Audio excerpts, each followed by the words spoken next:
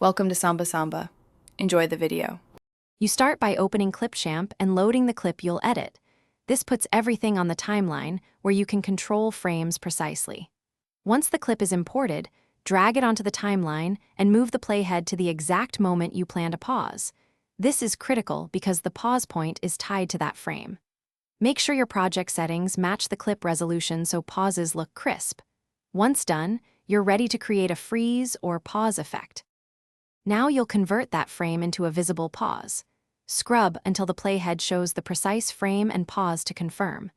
Then split the clip at the playhead to isolate the moment or export frame as an image for cleaner control.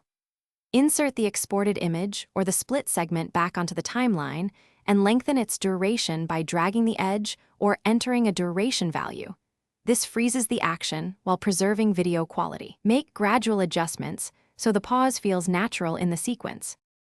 To finish, fine-tune the still clip's duration to match the pacing of your edit and add transitions or overlays if needed so the pause reads clearly. Once satisfied, preview the full timeline to confirm timing and then export with your preferred settings.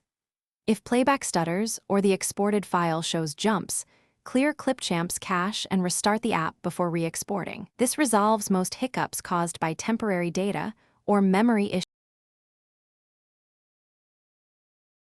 Thanks for watching. Consider subscribing if we helped you.